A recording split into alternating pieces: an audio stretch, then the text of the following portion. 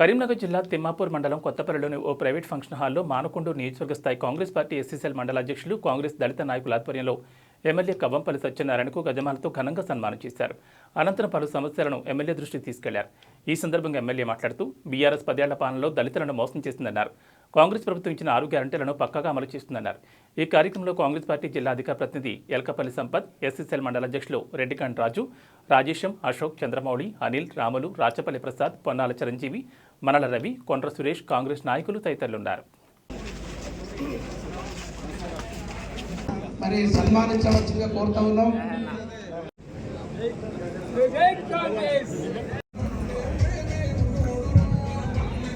నుంచి మనందరము నలిగిపోయిన మాట వాస్తవం. ఏంటి భగవాన్ చేస్తున్నారు.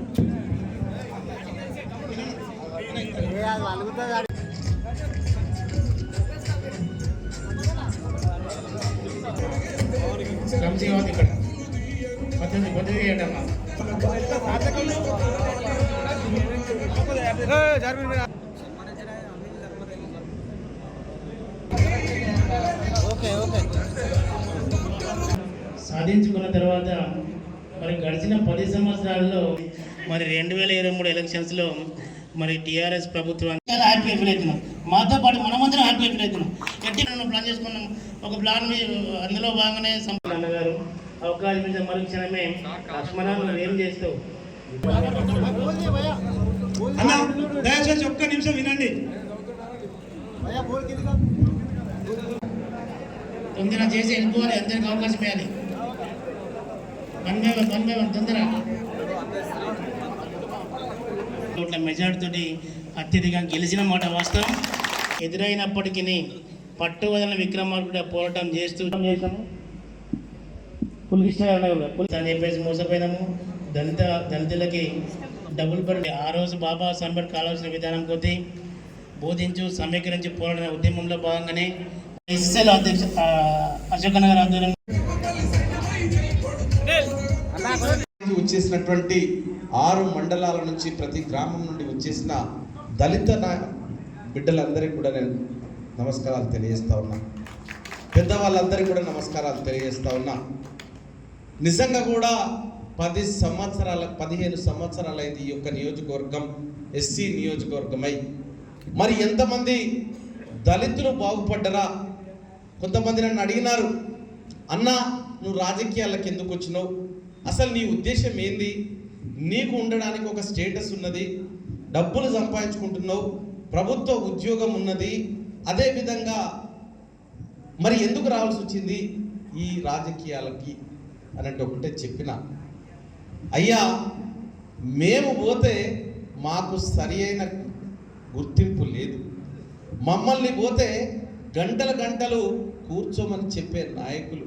నేను ఒక నాయకుని దగ్గరకు పోయినా, ఒక విషయం ఆయనకు చెప్పడానికి పోయినా వినే ఓపిక లేదు, కనీసం పిలిచే జ్ఞానం లేదు. అప్పుడు నిర్ణయం చేసుకున్నాను నేను, అరే మాకు అన్యాయం జరుగుతూ ఉన్నది, మా వాళ్ళ దగ్గరకు పోయినా కూడా మా వాళ్ళని ఎవరు గౌరవించట్లేదు, ఈ గౌరవం నేను నాయకుడినై మా వాళ్ళందరికీ చూపించాలన్న ఒక నిజమైన లక్ష్యంతో వచ్చిన. ఎంతసేపు ఇది దళిత నియోజకవర్గం, ప్రతి దాంట్లో రిజర్వేషన్ ఉంటుంది. మరి రిజర్వేషన్ల గెలిచి కూడా మన దళితులకు ఏం చేస్తారు మీరు? ఒక్కసారి గెలిచిన నాయకులు ఆత్మవిమర్శ చేసుకోవాలి. నేను కూడా ఆ విధంగా ఉండకుండా నాకు వెన్నంట ఉండి వార్తలు పెట్టి నేను సరి అయిన మార్గాన్ని నడిచేటట్టు మీరందరూ కూడా నాకు తోడుగా ఉండాలని మిమ్మల్ని కోరుతాను. నేను వచ్చిన లక్ష్యాన్ని, వచ్చిన ఉద్దేశాన్ని ఎప్పుడైనా ఇటు కానీ అటు కానీ తొట్టిల్లకుండా మీరు నన్ను సరిచేయాల్సిన బాధ్యత కూడా మన దళిత బిడ్డలందరి మీద ఉంటుందని కోరుతా ఉన్నా. కాబట్టి ఆ అన్యాయం జరుగుతూ ఉన్నది. మనకు రావాల్సినటువంటి నిధులు కానీ నియామకాలు కానీ రాలేదు. మనం సప్లాన్ నిర్ణయించుకున్నాం. మనకు బడ్జెట్లో 20,000 కోట్లు పెట్టారు కాంగ్రెస్ పార్టీ వాళ్ళు. మన బతుకులు మారుతాయని అనుకున్నాం, కానీ మనకు ఒరిగింది కేసీఆర్ పాలనలో ఏమీ జరగలే. విధ్వంసం జరిగింది, దళితులను విభజించడం జరిగింది, దళితులను అనగదొక్కడం జరిగింది. పదవులు ఇవ్వకుండా, ఏ విధమైన ఆర్థిక సహాయం చేయకుండా ప్రతి దాంట్లో కూడా ఎక్కడ కూడా న్యాయం జరగలే. Pura Local, your choice for local voice. పూరా లోకల్ మీకోసం మా ఛానల్. మీ జిల్లాకు, మీ మండలానికి, మీ గ్రామానికి, మీ ప్రాంతానికి, మీ వీధికి, మీ ఇంటికి, మీ వద్దకి, ఎక్కడికైనా ఎప్పుడైనా మా పూరా లోకల్ ఛానల్ వస్తుంది. మీరిచ్చే సమాచారాన్ని అందరికీ చేరువయ్యేలా చేస్తుంది. మీ గొంతుకని ప్రతి ఒక్కరికి వినిపిస్తుంది. మీకు ఎల్లప్పుడూ అందుబాటులో ఉంటుంది మా పూరా లోకల్.